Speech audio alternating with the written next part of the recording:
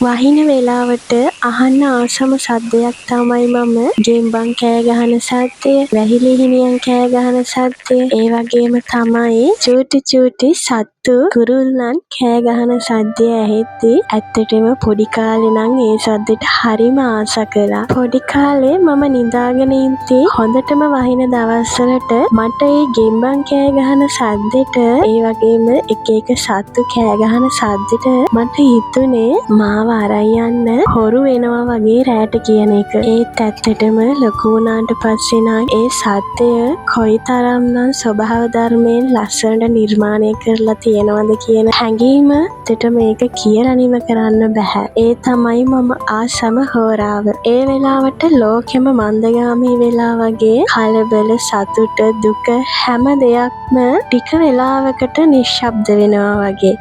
ඒ නිශ්ශබ්දකම ඇතුලේ මම මාවම හමු වෙනවා. ඉතින් අද දවස ඒ නිසා තවත් විශේෂයි මට. අද මගේ උපන්දිනය. ජීවිතේ තවත් අවුරුද්දක් ඉස්සරහට ගිය දවසක්. ඒත් ඇත්තටම මේක වයස වැඩිවීමක් නෙවෙයි. මේක ජීවිතේ තවත් පාඩම් ටිකක් එකතු වෙච්ච දවසක්. අද දවස මම කොහොමද ගෙවුවේ කියලා ඕගොල්ලොත් එක්ක බෙදා ගන්න හිතුණා. ඒක නිසා මම මේ වීඩියෝ එක අරන් ආවේ මගෙත් එක්ක වීඩියෝ එක ඉවර වෙනකම්ම රැඳිලා ඉන්න.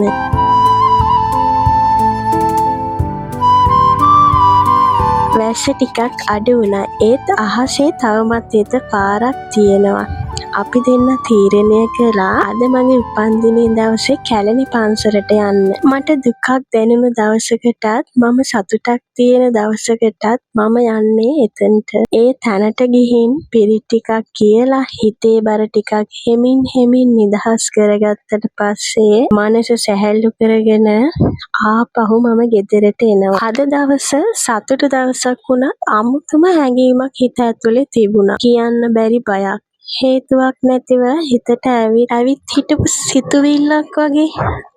අනේ මන්දා මට නම් ඒක කියන්න තේරෙන්නේ නැහැ. ඒත් මට හිතුණා ජීවිතේ ගොඩක් වෙලාවට අපි බය වෙන්නේ ඇත්තටම වෙන්නේ නැති දේවල් ගැන කියලා.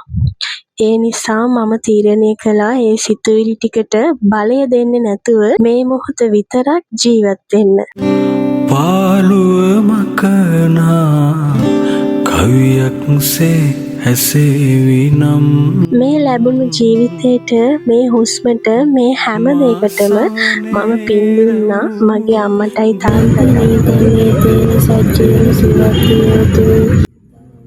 මම අද මෙතන ඉන්නේ මගේ හිනාව, මගේ ශක්තිය, මගේ ලොකුම ආශිර්වාද දෙකම ඒ දෙන්නා. මගේ ජීවිතේ අඩු වුණු තැන් පුරවලා මාව හදලා ආදරෙන් රැකගත්තට ඔය දෙන්නට කියන්න වචන ප්‍රමාණවත් නෑ. ඒත් හදවතින්ම කියනවා ගොඩාක් ස්තුතියි, ගොඩාක් පිං. ගෙදර යන්න තමයි හදන්නේ. ඒ අනින් ගමන කීල්සකටත් ගිහිල්ලා අපිට අවශ්‍ය කරන බඩු වගේක් තිබ්බා ගන්න ගියා. අද කීල්ස් එකේ එළවලු නම් අලුතින්ම දාලා මම හිතන්නේ අවුරුදු සීසන් එකනේ. ඒ නිසා වෙන්න ඕනේ.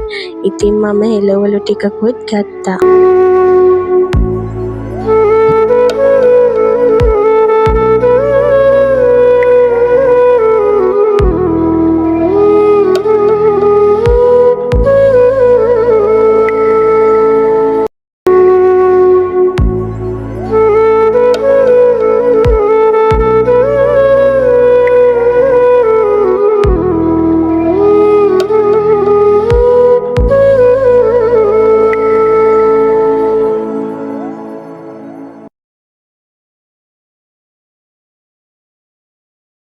ඉතින් ඒ ටිකත් අරගෙන චිකනුත් අරගෙන අපි ආයෙමත් ගෙදර එන්න තමයි හදන්නේ.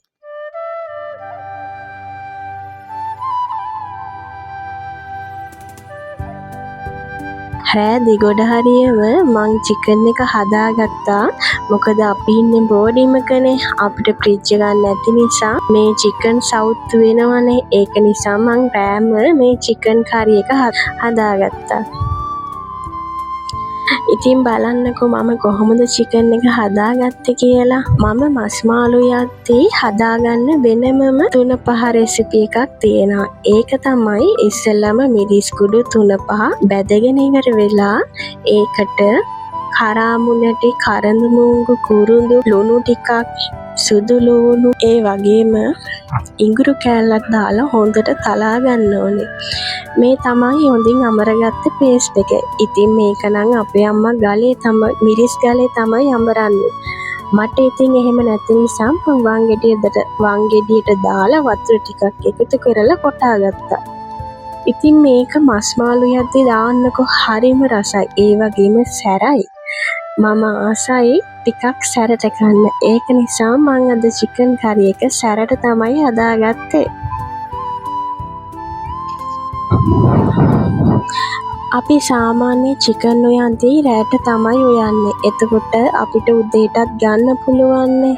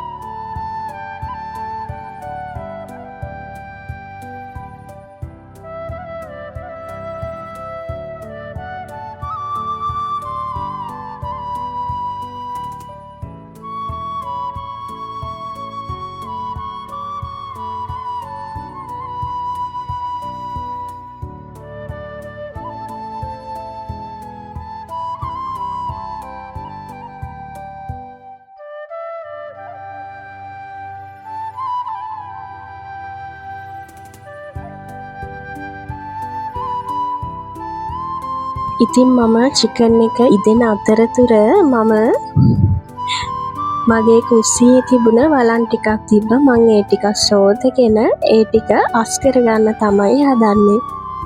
එතකොට උදේට නැගිටිද්දී ඇත්තටම හිතට හරීම සතුටක් දැනෙනවා. මොකද ඉඳුල් වලන් තියන්නේ නැතුව අපි මේ දේවල් මේ මොහොතේම අස් කරලා කිචන් එකත් අස් කරලා ලස්සනට තියාගත්තට පස්සේ උදේට නැගිටලා උයන්න එනකොට හිතට මනසට මාරම විදිහට සතුටක් අපිට දැනෙන්නේ. ඉතින් මේ විදිහට අද දවසේ වැඩ ටික ඉවර කරගත්තා. මගේ උපන්දිනය වෙනුවෙන් සුබපතපු ඕගොල්ලන්ට ගොඩාක් ස්තුතියි. ඉතින් ආයෙමත් ලස්සන වීඩියෝ එකකින් හමු වෙමු. අදට ගිහින් එන්නම්. මම අමාෂි. මිටක් වාගේ කම්බුලක් ගානේ හාදු ඕනේ. Ready? Let's go. Happy birthday to you. Happy birthday to you.